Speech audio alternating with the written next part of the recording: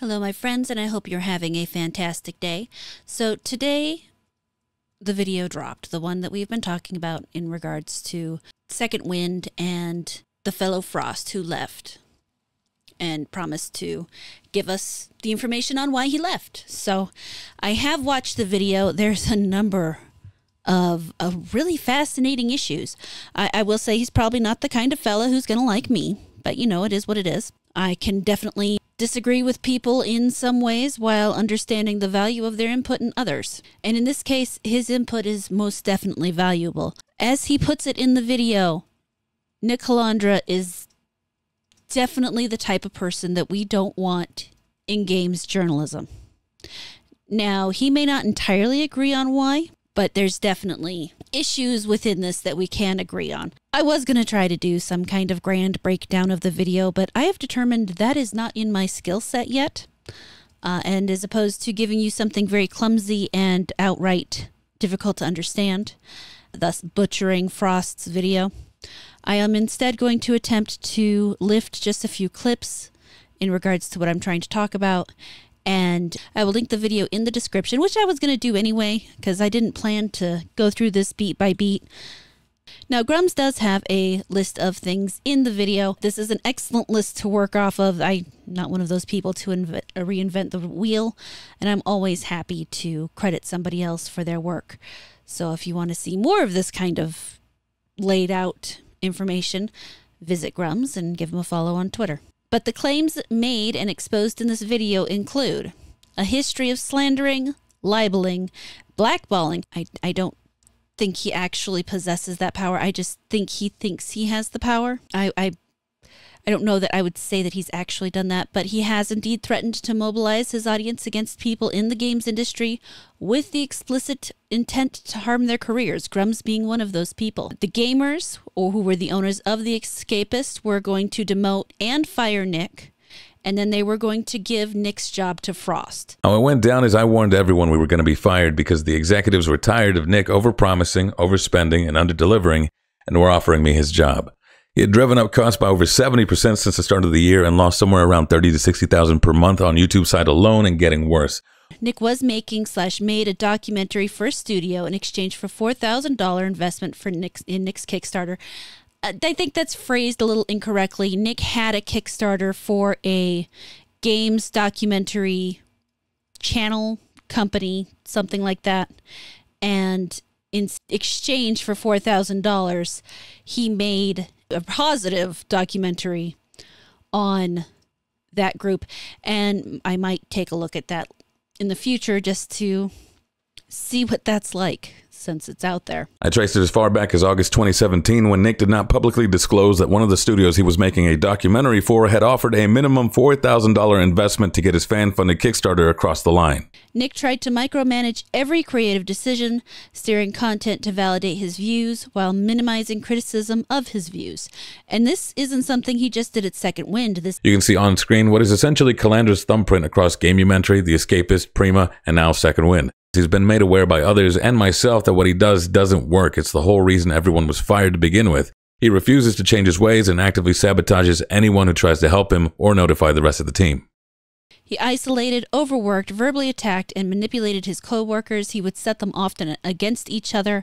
For a fellow who is for the workers, he very much seems to manipulate workers. I did not leave because the head of sales was fired. I barely knew them, as we had both been kept in isolation, and Nick fed me lies blaming the head of sales for our problems. My resignation was written before they were fired on August 1st. He also tried to delegitimize the head of sales with a message that appeared to be from a disgruntled employee of his prior to joining SWG, but that did not check out. I had enough on Nick already to know he was well aware of his actions and now being insincere. But Nick would not under any circumstances agree to communicating business decisions with the team. Even if it wouldn't change anything about the decision, he chose to keep the team in the dark. He blackballed small indie devs if they asked for coverage too many times. He discouraged others from doing pro bono coverage of indie games so he could charge them instead. That asked for game coverage one too many times for his liking, even though he set himself as the direct point of contact for the group and was actively against the idea of us giving free shoutouts or small deals to smaller devs who couldn't afford it. He would then try to funnel them back his way to bargain for paid consultations. misled the community into the costs of the business in order to elicit more money from them in sympathy. Though, to be fair, in most of his business dealings, he has lost money, both because, and this is really interesting here, while he was overspending for himself, he was also giving raises that his business couldn't afford to make himself look better, including trying to give himself a raise up to a six-figure salary. Yes, there would be layoffs because Nick went on a hiring spree and his Prima project failed spectacularly. Even though he was not a top earner for Second Wind, he was paid second highest. And when pressed on why he is paid as much as he is, he responds, "I've gotten accustomed to a certain lifestyle and I have a mortgage to pay." His business decisions overspent and ballooned costs at Second Wind to over $1 million, a 40% increase with no real benefit. Nick constantly went for power grabs within Second Wind. Nobody picked Nick to lead Second Wind Group. SWG didn't choose Nick to lead, it's just no one else wanted it. Even I didn't want a lead role. Myself and 3 others are qualified to help, but saying so made us seem argumentative, defensive, and arrogant. It's just that nobody else wanted it, which is always a situation.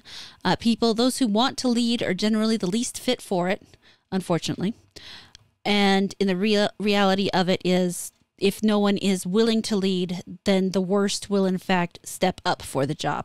And that's basically what happened here. Nick cyberstalked his peers in the industry to the point of making them uncomfortable, which doesn't really surprise me at all if you look at his situation with Gigabear and Grummz and basically all sorts of other people. He has an obsessive quality to him that causes him to consistently go after people in a way that is absolutely ridiculous. This is up to and including him being so paranoid about someone who didn't even know who he was, being after him and constantly slighting him, even though, again, they had no idea who he was. For as long as I've known Nick, he hated this one specific individual with a passion, and what drove him up the walls was the way this person pretended to not know Nick.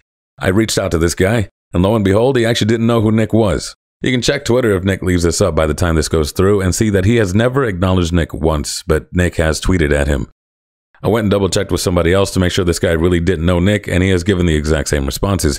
And of course, Nick is a man who worked for 3 months to slander Grummz. He got so excited when he got that email from Rusty Nail regarding Gigabear about the blackmail that Grummz was supposedly running against Gigabear, that he completely lost it. Today at 2:06 p.m., Nick published a tweet, and it says, "Welp, I have official confirmation now on Mark Kern coercing Gigabear, his top backer, into speaking positively on his project. From Gigabear himself. I received an anon tip that confirms what I suspected in my reporting. The tweet from Gigabear confirms this convo happened." 2:06, this is a thread, so I believe he did it all at once. Gigabear was the top backer of M8er, I'm not sure how that's pronounced, requested a refund when he lost confidence in the project, and the rest of the story is in that Discord conversation. I was given full permission from the source to share it as is, context in next tweet. I've been doing weeks of reporting on M8er now. I am still going to compile into a full video and report in the next little while. As you can see, my original thread kicked this all off. Grummz has me blocked and has refused any questioning over M8er. It was, in fact, fake. At 6:41 p.m., Gigabear posts, "For weeks, Nick J. Cal of Second Wind Group has been publishing an endless stream of smears and baseless claims against Grummz and myself. I sought to demonstrate how desperate this man is to publish anything he can use to that end, no matter how flimsy or lacking of corroboration or veracity. So I sent him an anonymous email with a story too good to be true. I then posted a tiny fraction of the supposed conversation to my Twitter, knowing that where attacking Grummz is concerned, he would immediately run the story before he even verified it, and he did just that. Rusty Nail does not exist. In fact, Rusty Nail is an anagram of journalist. Turns out it was all gaslighting and manipulation and harassment, part of a pattern that is revealed in this video of his entire tenure in the industry. He was projecting everything he's falsely accused me of was actually his own dealings, unethical and stalkerish behavior. Nick has done some damage to my reputation and my game with his lies and manipulated tweets, but we're still here and Nick is rapidly on his way out, as he and everybody like him should be." Now, there is another important situation to address, or it's mentioned, but it's really the core of the matter. As Grummz says, this is the entire reason Gamergate started right here. and insert the part about Nick being promised $4,000 to boost his funding goal for one of the studios he would be filming. Nick launched a Kickstarter for $22,000. They made it, but only because Nick accepted a $4,000 investment from Outpost Games, plus taking equipment and product meant for press and publications under the guise of coverage and keeping it for personal use. Based on evidence found, Nick seems to have been using his own personal Steam account as the main Steam account for each of his publications he's worked at for over the past 10 years, allowing hundreds of press codes for games to be funneled directly into his personal Steam account rather than that of any individual publication. Gamergate started not because of women in gaming. It wasn't about harassment. It wasn't about not enough representation, as the narrative was often pushed. It was about dishonesty in representation. It was about the fact that games journalists would accept money, accept gifts, accept favors of various sorts in return for positive reviews, in return for positive coverage. The fact that one of the journalists involved in it happened to be female just gave them an easy out instead of having to call attention or pay attention to the actual problem within the game sphere. And even now, we have that issue. We still have right now games journalists and YouTubers accepting trips to Disneyland from Ubisoft in exchange for their information. But it's okay, guys. They're totally not buying off the people who are reviewing this stuff. They're totally not, buttering them up or softening them or anything like that. It has nothing to do with the fact that they're giving them things to make sure that they have a positive